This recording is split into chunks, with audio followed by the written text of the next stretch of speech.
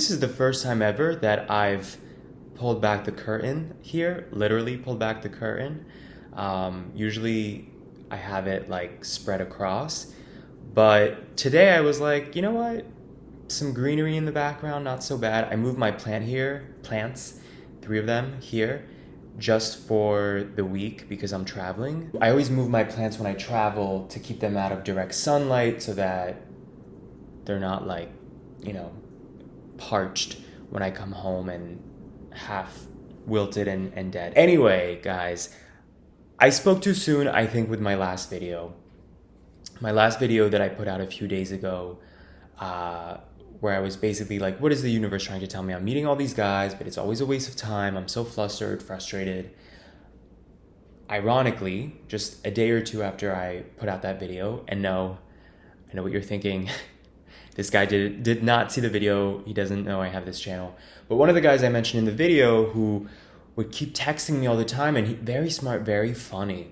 But for weeks, and it's like, can't we just meet in person now? And I would keep saying, hey, let's meet in person now, wink, wink, like now's the time, now's the chance. And he would just passively like the comment. Anyway, so I got annoyed and like stopped really being proactive with him. And a few days after that video, he said, hey, let's go on that date. Are you free? X day. And we met up. It wasn't perfect. It wasn't horrible. It wasn't amazing. He was a little maybe timid. Like I went in for a kiss at one point and he seemed a little trepidatious. So that's not really a good feeling, right, for a date. But we went to a botanical garden. It was his request, his idea, because he's a biology guy. That's his career. So he once worked at this botanical garden, and as we're walking around, he's like, this is this plant, this is this kind of species. And so for me, that's very stimulating and it's very exciting to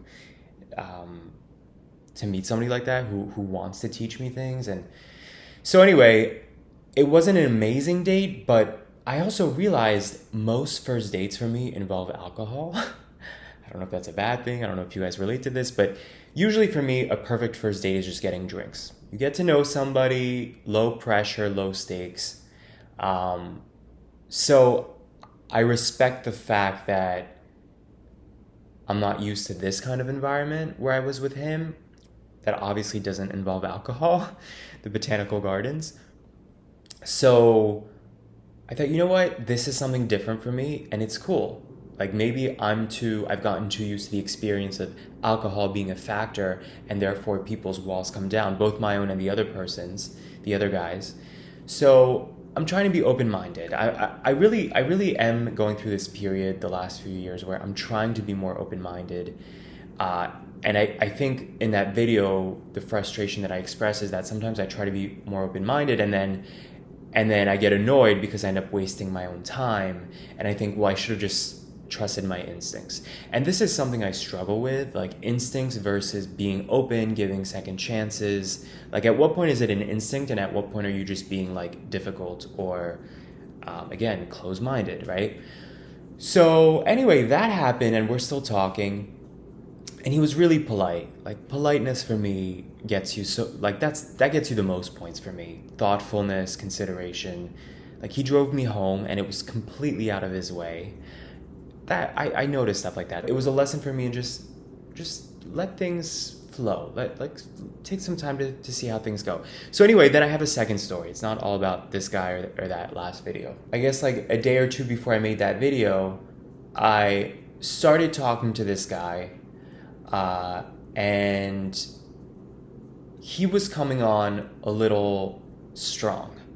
By the way, the theme of this video is that this guy is kind of like the opposite of the other guy. So again, going back to what is the universe trying to tell me, I think it's interesting when when it feels like the universe is telling you like, look, you wanted this, you have this, you wanted that, you have that. Compare. It's right in front of you. Like you're seeing the physical embodiment of the differences of what you're attracted to. And, you know, it's like pros and cons. nobody's going to have every single thing you want, but you can choose which way you want to go. I start talking to this guy, and early on, he's like a big texter, and he was moving kind of quickly. Like, first or second day of texting, he's like, hey, can we hop off and exchange numbers? I like proactive energy. It's refreshing for me, especially because I've encountered guys where I said, hey, let's hop off this app, and they're like, oh, I don't feel comfortable exchanging numbers. And I'm like, are you serious? Like, really?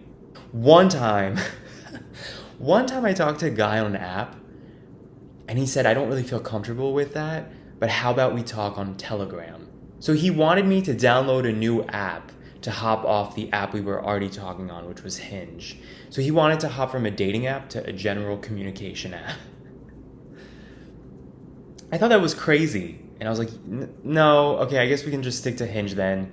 In my mind, I was already turned off. But I was like, you want me to download an app instead of just, like, that's so ridiculous to me. So anyway, for that reason, when he was kind of, I don't want to say intense, but moving quickly, like a lot of text messages, like if I didn't respond for several hours, he would send another message. He's one of those, right? So part of me is like, could that be a red flag? Like, I will respond to you in my time. If I'm busy, if I'm occupied, that would be why I'm not responding. But he sent me those messages, and then he wanted to hop off the app. We hop off the app. Same night, he was like, let's FaceTime. Again, I'm like, I like that he knows what he wants and he's cutting to the chase. So we FaceTime. I was pleasantly surprised by the connection and the chemistry that I felt from a FaceTime call. And I will admit, some of it was just physical attraction. I will admit. But then I expressed like, hey, I'm busy this weekend, but I want to meet you before I leave for my trip to San Diego. So we casually agreed on a certain day, and then throughout the whole weekend, he kept texting me again. A part of me, of course, liked it. Another part of me was kind of annoyed because I had mentioned I was very busy, and I felt like almost he was trying to distract me when I was busy with friends. So then the night before we're supposed to meet, that I think we're supposed to meet, he's like, oh, hey, my friend's visiting in town, so I don't think I can meet up. And I was so turned off because you've been hitting me up nonstop when I am busy and when I've expressed to you that I am busy. And now the one night that I thought we were going to meet, suddenly you have a friend visiting. Like, to me, that felt like you don't respect my time. I didn't like that at all. And I don't know if I've told you guys this before. I'm a runner. And when I run, sometimes I get emotional. I don't know if this happens to other people when they exercise, but like I feel a heightened sense of sensitivity when I'm running. And I think it's because running or anything physical is inherently like primitive. Like your adrenaline is pumping. It's very animalistic. So if I'm annoyed about something, I'll be annoyed by it times 10 when I'm running and thinking about it. So the more I was thinking about this situation when I'm running, I'm like, yeah, fuck him. Like, this isn't going to work. Next time he texts me, I'm going to be like, hey, I don't like how this made me feel. Sorry. And then after my run, I always kind of calm down, and I'm more likely to be, again, open-minded and like, oh, well, consider this nuance. Like, don't assume the worst. So after the run, I was like, you know what?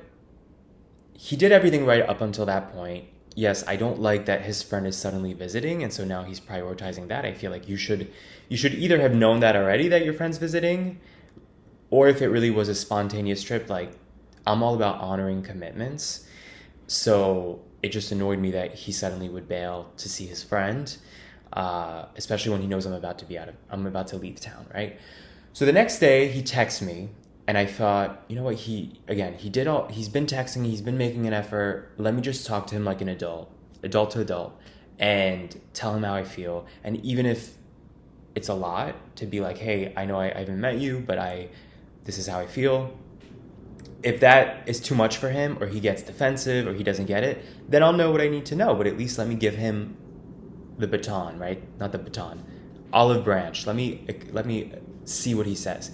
And I was pleasantly surprised that he said, well, my friend's visiting, so he would get upset if I didn't see him, but I understand what you're saying. Tell me when you're done with work today and let's talk about it. So I was like, okay, all right, I like that. So end of work, I text him and he's like, are you around? And I'm like, I thought we were going to talk on the phone. Like, you want to meet up? Like, I'm like, I still have to pack. Like, I didn't plan for this. Like, and I end up calling him because now I feel like I'm going to be the difficult person if he's saying, hey, how about we meet to rectify this? And now I'm like, oh, well, I can't meet before I leave. I have to, So I called him. And then we had a really good conversation about it, a productive conversation. And we fundamentally realized like he operates in a completely different way. And I appreciated how candid he was. He was like, I don't really like to make plans ahead of time. I'm more spontaneous if it's the right fit in the moment, if it's organic. And my brain does not work that way. I'm a planner, especially with dates, like first impressions. It's different when you know somebody well, right? It's different if you're dating somebody. It's different if it's a friend. I have friends who will be like, hey, want to get coffee in an hour? That's different. But for me, first impressions, getting ready mentally and everything for a date, I want to make sure that's like planned ahead of time. But as I was talking to him, I was strangely, even though he basically told me, I'm not like you, I'm very casual, and for me that's a turnoff, I was strangely enamored by how different his brain operates compared to mine, and how he was so honest about how he is. He wasn't trying to impress me. He didn't care. He was so nonchalant and just like, this is who I am, like take it or leave it, but not in a defensive way, more in like a, this is not a big deal kind of way. My brain was like, cannot compute. Because a part of me is like annoyed that he doesn't operate the way that I operate. But then another part of me is like enchanted that he's my polar opposite. And this is a thing for me. I tend to be attracted to my polar opposite. And it's difficult, right? Because if you're on a totally different wavelength than somebody, at a certain point, conflict ends up being a consistent theme. But I really liked that he said, now that I know this, I will think about it differently when it comes to trying to meet up with you. And hopefully we can meet halfway and both like consider the different personality types. Also, I will say he's Jamaican. His accent is so sexy. He's Jamaican, and I recognized during the call, I had an epiphany that maybe some of this is also just cultural differences. Like I come from a family and a culture that's very, consideration is shown a certain way, and he's from the islands, Caribbean, and that is known to be a way more laid back, casual culture. Even in Miami, I see that. Like when we think about customer service here, like at a restaurant, it's so much slower than, let's say, New York City.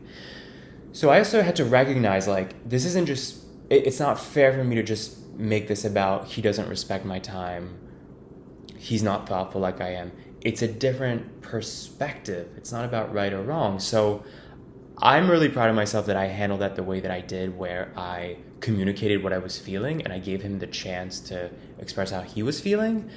So in a weird way, it ended with me like being more turned on than ever by this guy, despite originally going into it like, I'm turned off, I'm annoyed, this isn't going to work for me. So I learned a valuable lesson of like, how often does your, I guess maybe ego come into play where you're offended when that wasn't somebody's intention at all, and the person wasn't even considering what you were considering. So to me, it's like hilarious that I'm somehow turned on by a guy, like something that was a turn off is now strangely a turn on. I'm like, what is wrong with me that I'm that like inconsistent? So in the end, he was like, listen, I understand you're leaving town. I understand if for you, like you're a planner and you can't just meet spontaneously today, but let me know. And I ended up not meeting him because I was very tired from the day. I went on a run. Like I also had to pack. So I was like, I hate prolonging that. To go back to the other guy, like I hate the nonstop texting. Like I'd rather just meet, but it wasn't the right timing. I told him, let's please meet when I come back.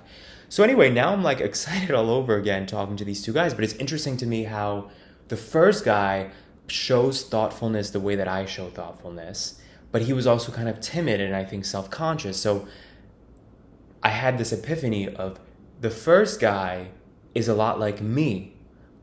I get along with people who process things the way that I do. But in terms of dating, I typically prefer a guy who's more like, not simple, but just he is who he is. He doesn't overthink things. and he's my polar opposite. And so it's funny that I'm seeing these two examples of what I'm attracted to. One is more like what I'm used to, what reminds me, what's familiar to me, and that's why I think I'm attracted to that. But I'm also totally enchanted by somebody. Truthfully, I'm enchanted romantically and sexually by somebody who's my polar opposite. So I have that example, and I guess we already had our first little conflict. But it's so interesting to me to have these two examples right in front of me, and they both, it's like I wish the two of them could have a baby. Well, not a baby, a man baby, and then I could date the man. But so we'll see how this goes. But the lesson for me was to not like be a drama queen and be like, oh my God, all these guys are wasting my time. All I had to do was literally wait a few days, and then these two guys ended up showing a lot of interest in meeting. So interesting stuff, a lot of different themes. But I'm glad that this conflict with the second guy happened because it made me have a lot of new things to consider, like the role culture plays in how you see dating and courtship, and also just when it's the right time to give somebody a second chance when they do something that turns you off. He is intense. He does text a lot.